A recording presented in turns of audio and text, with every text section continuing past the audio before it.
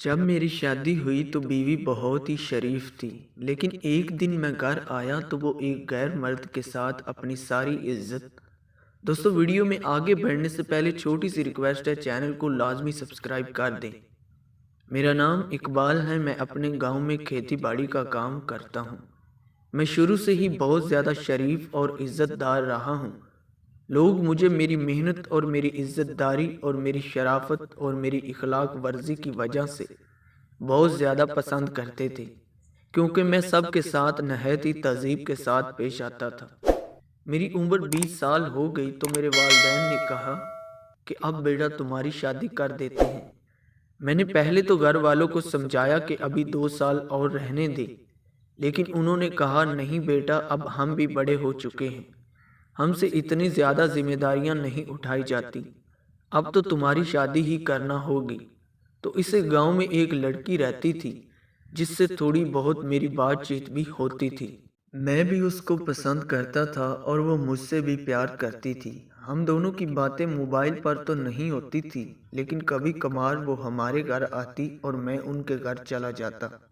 लेकिन आज तक मैंने उसे उस नज़र से नहीं देखा जो कि एक गुनाह की नज़र होती है, बल्कि मैंने हमेशा उसे इज्जत की निगाह से देखा है।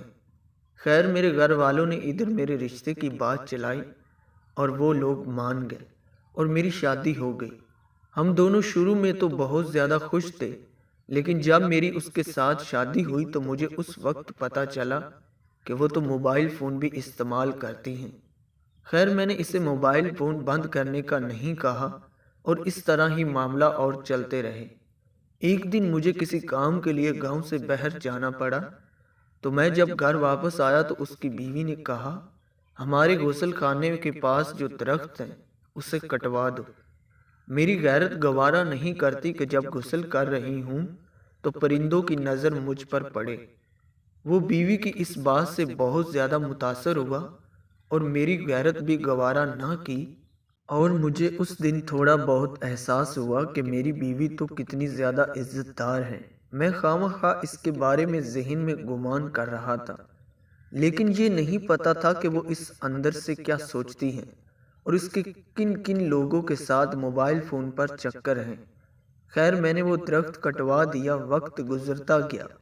एक दिन खिलाफे मामूल वो अचानक घर आया तो देखा बीवी किसी गैर मर्द के साथ मशगूल थी।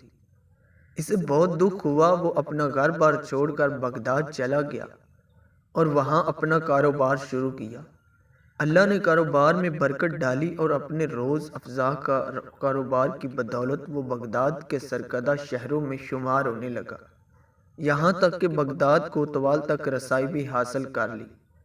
एक दिन कोतवाल के घर चोरी हो गई। पुलिस ने मुजरिम का सुराग लगाने और पकड़ने की बहुत कोशिश की, लेकिन नाकाम रही। इस शख्स ने देखा कि एक शेख का कोतवाल के घर आना जाना है और कोतवाल इनकी बेहद ताज़ीम करता है, लेकिन एक बात उसकी समझ में नहीं आती थी कि शेख आधे पाँव पर चलते हैं, पूरा पाँव ज़मीन पर क्यों नहीं रखते। इसने किसी से वजह पूछी तो इसे बताया गया, ये पूरा पाँव ज़मीन पर इसलिए नहीं रखता कि कहीं कीड़े मकोड़े न कुचले जाएं। वो शख्स फौरन कोतवाल के पास गया और उसे कहा, जान की अमान हो तो अर्ज़ है कि आपकी चोरी इसी शेख ने की है। जब तहकीक की गई तो माल मसरूका उसी शेख से बरामद हुआ। कोतवाल ने हैरानी से कहा, हमने तो कभी ना सोचा था कि ये शेख भी ऐसा कर सकता है, तुम्हें कैसे मालूम हुआ?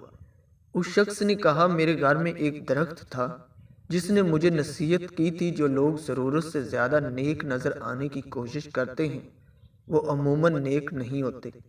और ये हकीकत है कि कुछ लोग फेसबुक की हदूद तक ही बाअखलाक होते हैं।